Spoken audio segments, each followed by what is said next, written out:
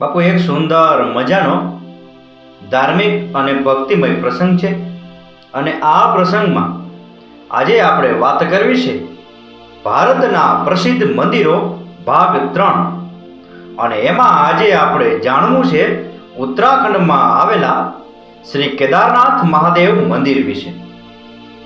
શ્રી કેદારનાથ મહાદેવ મંદિર એ 12 જ્યોતિર્લિંગમાંથી એક ભગવાન શિવને સમર્પિત હિન્દુ મંદિર છે।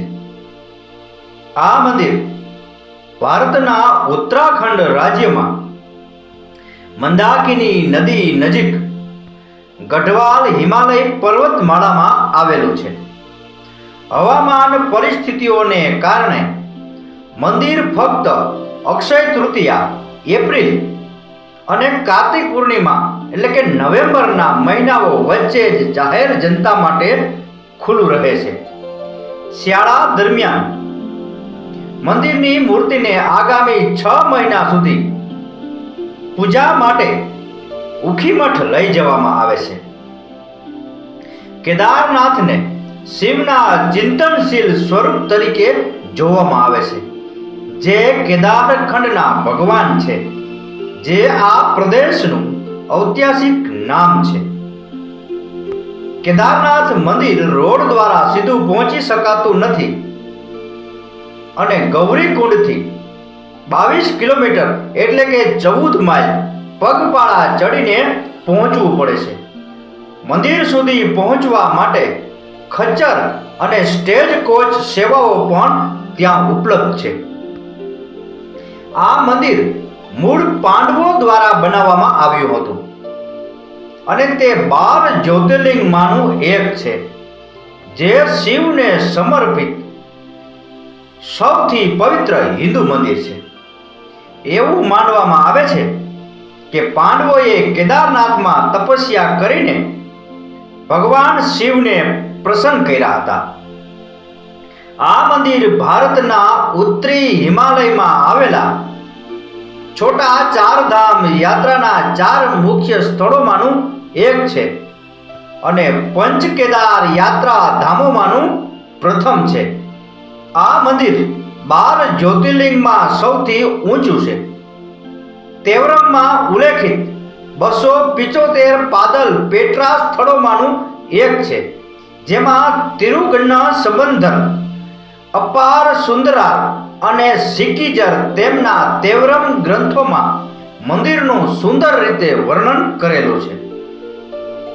2013ના ઉત્તર ભારતમાં પૂર દરમિયાન કેદારનાથ સૌથી વધુ અસરગ્રસ્ત વિસ્તારોમાંનું એક હતું। મંદિર સંકુલ આસપાસના વિસ્તારો અને કેદારનાથ શહેરને વ્યાપક નુકસાન થયું હતું, પરંતુ મંદિરને કોઈ પણ પ્રકારનું નુકસાન થયું નહોતું। મંદિર સહી સલામત રહ્યું હતું। ઋષિકેશથી 223 કિલોમીટર એટલે કે 139 માઇલ દૂર 3583 મીટર એટલે કે 11755 ફૂટની ઊંચાઈએ ગંગાની ઉપનદી મંદાકિની નદીના કિનારે એક ભવ્ય મંદિર આવેલું છે, જેની કોઈ તિથિ કે તારીખ ખબર નથી। મૂળ કેદારનાથ મંદિર કોણે અને ક્યારે બનાવ્યું એ કોઈ ચોક્કસ નક્કી નથી। કેદારનાથ નામનો અર્થ ક્ષેત્રનો સ્વામી એવો થાય છે। તે સંસ્કૃત શબ્દ કેદાર એટલે કે ક્ષેત્ર અને નાથ એટલે કે સ્વામી પરથી ઉતરી આવ્યું છે। કાશી કેદાર મહાત્મય ગ્રંથમાં જણાવવામાં આવ્યું છે કે તેને મુક્તિનો પાક અહીં ઉગે છે, તેથી આ નામ આપવામાં આવ્યું છે। કેદારનાથ વિશેની એક લોકકથા હિન્દુ મહાકાવ્ય મહાભારતના નાયકો 5 પાંડવો સાથે સંબંધિત છે। પાંડવો કુરુક્ષેત્રના યુદ્ધ દરમિયાન થયેલા પોતાના કર્મનું પ્રાયશ્ચિત કરવા માંગતા હતા। તેમણે પોતાનું રાજ્ય તેમના વંશજોને સોંપી દીધું અને શિવના આશીર્વાદ મેળવવા તેમની શોધમાં નીકળ્યા હતા। જો કે ભગવાન શિવ તેમનાથી બચવા માંગતા હતા. તેમણે બળદ એટલે કે નંદીનું રૂપ ધારણ કર્યું. 5 પાંડવ ભાઈઓમાંના બીજા ભાઈ એટલે કે ભીમ ગુપ્ત કાશી, એનો અર્થ થાય છે છુપાયેલી કાશી. શિવના છુપાઈ જવાના ઉપરથી ગુપ્ત કાશી નામ પડ્યું. અને એની પાસે બળદને ચડતો ભીમે જોયો અને ભીમે તરત જ બળદને શિવ તરીકે ઓળખી લીધો. ભીમે બળદની પૂંછડી અને પાછળના પગ પકડી લીધા. પરંતુ બળદના રૂપમાં ભગવાન શિવ જમીનમાં અદ્રશ્ય થઈ ગયા અને અમુક ભાગોમાં ફરી દેખાયા.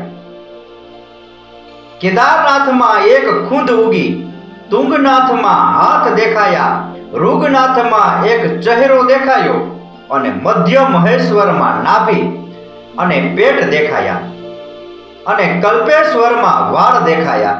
5 અલગ અલગ સ્વરૂપોમાં આ પાછા ફરવાથી ખુશ થઈ પાંડવોએ ભગવાન શિવની પૂજા અને આરાધના કરવા માટે 5 સ્થળોએ મંદિર બનાવ્યા.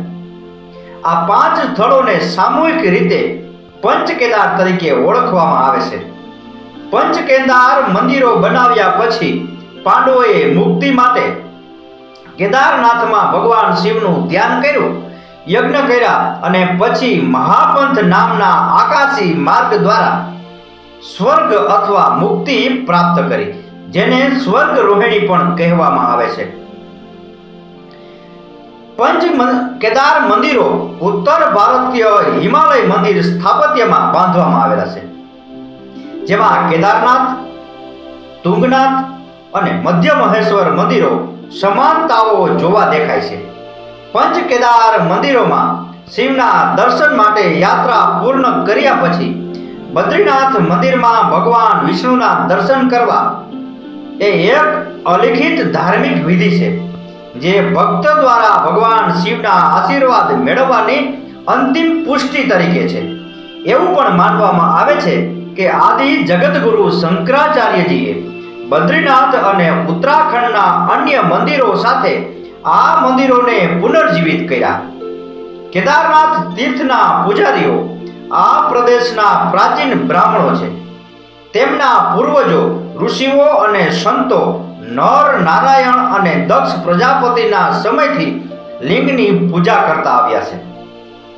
પાંડવોના પૌત્ર રાજા જન્મજયે તેમને આ મંદિરની પૂજા કરવાનો અધિકાર આપ્યો હતો અને સમગ્ર કેદાર પ્રદેશ દાન આપ્યો હતો. ત્યારથી તેઓ તીર્થોની પૂજા કરતા આવ્યા છે. પંચકેદાર, કેદારનાથ, તુંગનાથ, ઋગનાથ મંદિર, મહેશ્વર મંદિર, કલ્પેશ્વર મંદિર, આ બધા મંદિરો ત્યાં આવેલા છે. કેદારનાથની પ્રમુખ પ્રતિમા લિંગના રૂપમાં આકારમાં વધુ ત્રિકોણાકાર છે, જેનો પરિઘ 3.6 મીટર એટલે કે 12 ફૂટ અને ઊંચાઈ પણ 3.6 મીટર એટલે કે 12 ફૂટ છે. મંદિરની સામે એક નાનકડો ખંડ છે અને જેમાં માતા પાર્વતી અને 5 પાંડવો રાજકુમારીની છબીઓ છે. કેદારનાથની આસપાસ 4 મંદિરો છે: તુંગનાથ મહાદેવ, ઋગનાથ મહાદેવ, મધ્ય મહેશ્વર અને કલ્પેશ્વર, જે પંચકેદાર તીર્થસ્થાનનો ભાગ છે. કેદારનાથ મંદિરની અંદરના પહેલા ખંડમાં 5 પાંડવ ભાઈઓ, ભગવાન કૃષ્ણ, ભગવાન શિવનું વાહન નંદી અને ભગવાન શિવના રક્ષકોમાંના એક વીરભદ્રની મૂર્તિઓ આવેલી છે. મુખ્ય ખંડમાં દ્રૌપદી અને અન્ય દેવતાઓની મૂર્તિઓ પણ આવેલી છે. મંદિરની એક અસામાન્ય વિશેષતા ત્રિકોણાકાર પથ્થરના લિંગમાં કોતરેલું માથું છે. નજીકના બીજા મંદિરમાં પણ આવું જ માથું જોવા મળે છે, જે શિવ અને પાર્વતીના લગ્નને સમર્પિત છે. મંદિરની પાછળના ભાગમાં આદિ જગતગુરુ શંકરાચાર્યનું સમાધિ મંદિર આવેલું છે. તો બાપુ, આ હતો ભારતના પ્રસિદ્ધ મંદિરો ભાગ 3 વિશેનો પ્રસંગ, અને જેમાં આપણે જાણ્યું ઉત્તરાખંડમાં આવેલા કેદારનાથ મહાદેવના મંદિર વિશે. આ પ્રસંગ, આ કથા, આ વાર્તા પૂરેપૂરી સાંભળી એ બદલ આપનો ખૂબ ખૂબ આભાર. આપનો દિવસ શુભ રહે. મહાદેવ હર.